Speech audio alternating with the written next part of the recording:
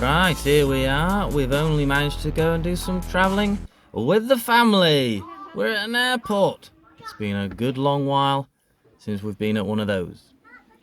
We took a plane over to Yunnan in southern China. It's a beautiful spot. And here we are in Dali. And at our first hotel. Very interesting little place, characterful, with a pretty spectacular garden. Have a look at that. Oh, not that one. This one. It's a veritable yoga lover's paradise. Peaceful and tranquil, with water sounds even. The streets around Dali are a lot of fun.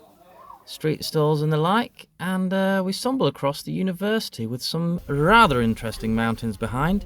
So we had to go up them, didn't we?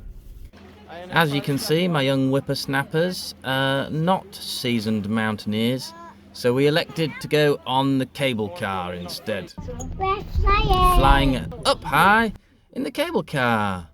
We head up and out of Dali into the Tanglang Mountains. I think they're called something like that. You will forgive me if my pronunciation is a little bit off. Yep, plenty of trees, and what a view we should have had if we hadn't have cable carred right up into the clouds. Here we are at the top, and now we are not regretting our decision to rent those funny little jackets as much as we were questioning it at the time. We were in the middle of a cloud and struggling to get around because we're almost at 4,000 meters altitude. So my kids got this view, but they did get a little taste of altitude sickness. Regular listeners to the channel will know that I do believe that a little bit of discomfort is one of the gifts in life that all of us should sample of freely on many an occasion. So to feel uncomfortable due to the altitude, I think, is a good lesson for my kids to learn. To know that it's not an obstacle that you can... What am I saying here? It's not an obstacle that's going to completely stop you dead in your tracks. You can keep going. Now we're on to the second hotel. It was more of a guest house here. Nice little spot. Big phallic yellow pagoda tower type structure behind it. Those are a regular feature around here. There's one spot down the road that's got 3 of them. Apparently that makes it a tourist spot. We didn't get over there. But wherever you are in this place, the views are pretty spectacular, whether they're of the lake, of the mountains, or whatever. We were a bit disappointed with the lack of view up top, so the next day we went for a little hike. And there was plenty to see, even a little bit of nature. The kids enjoyed very much the small details along the hike, and we made an effort to plan a route that went along the mountain range rather than too far up or down. And the kids seemed to cope with it very well. They hiked for about 4 hours in the end. Lots of cars to rent in Dali, and cars with a little bit of character. Yeah, I enjoyed that. I enjoyed seeing a few interesting cars about. Now that yellow building in front of you there, which is clearly white, is the next hotel. And we got that because it's bang next to lake. Sorry, a bit of dementia creeping in there. Right where we were, there was this interesting structure protruding right out into the lake. And look at the amount of tomfoolery going on here. Well, we thought we'd best get down there and have a look around. We explored the rest of the coastline as well, and here's time for a little game of Where's the Bird? There he is, look. Oh, I've highlighted him with a heart. How very pleasant. Next one, where is he now? Oh, a rainbow. How inclusive. What about this time? Oh. Well, now that my kids had learnt how to feed themselves in a post-apocalyptic world by sneaking up onto birds, it was time to get on to the evening's activities. Now, Yunnan as a whole, but especially the main tourist trail of Kunming, Dali, Lijiang, and t'other one, what's it called now? Shangri-La. That main tourist trail is dotted with these quote-unquote ancient towns. some of them being built within the last couple of years, so well ancient.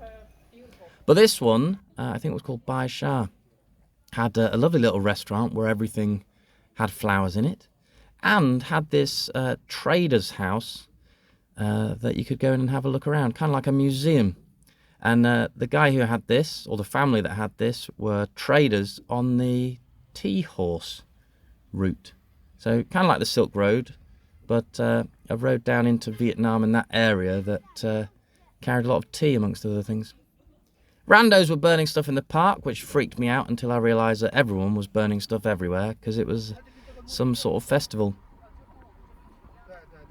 Anyway, the mountains or the valley were spectacular, and we thought we'd sample a little bit of local culture. Here we are, look, you go into this place and learn how to dye things blue. You buy a blank template of the type of clothing you want. You set to stitching it, following the instructions of this lady. Let's see what she's got to say.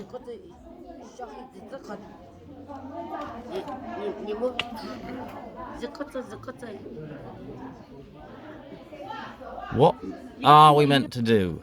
Answers in the comments, please, because I still haven't figured it out. Anyway, it was something along the lines of stitching in a design. You pull the stitches tight so that they prevent the dye from getting into there. And then you also do some twists and some knots and stuff to get some interesting effects. And then you start jabbing your stuff into these huge vats of blue liquid. The dye was in clay form, but they mix it in at various degrees to create different intensities and, I guess, shades of blue. Here my wife is holding my daughter's dress still so the blue gradually climbs up the material, creating some sort of faded effect. After you've let the dye get in there, you give it a good rinse. I think you set it with some sort of chemical, and then you give it a good rinse and stick it in this centrifuge. The centrifugal forces drive the water out, the centripetal forces keep your material in the middle, and away you go. This is my lad in his hoodie that he made. His mum very proud of the bubbles on the back that she stitched. I am not equally impressed with her dress, and we had to hang them up while we went for lunch. We picked them up afterwards and did as the Romans do on the way home by going 4 up on an electric scooter. I'm not normally keen on having the kids on a bike, but that's what we did. Anyway, the Yunnan trip with the family was over for me because I was ditching the family the next day to go up and meet my good mate Big Heath in Lijiang. And what a bus ride, great views. And I arrived in this part of Lijiang, another old town / ancient town called, I think, Susha or something along those lines. And it's a right spot, cobbled streets, interesting spots. And I'm always happy to run into my good mate Heath, who was on fine form with some random pointing. And he even had an idea what to do the next day before we set off for our motorbike trip. If you're interested in following us on our 4-day motorbike trip of Yunnan, you'd just have to find some of the other videos on my channel. They're helpfully labelled Bike Trip Yunnan Day whatever, something along those lines. I'm sure you'll figure it out. Anyway, on this occasion, Ethan's great idea turned into a wild goose chase as we got totally lost, wandering around these very picturesque forests. We eventually emerged out nowhere near where we were meant to be onto this random road, which pointed us directly back to Lijiang, whence we'd came. But a quick bit of reconnaissance with the drone told us that the road was going to bend round, and just over this little ridgeline, there it is.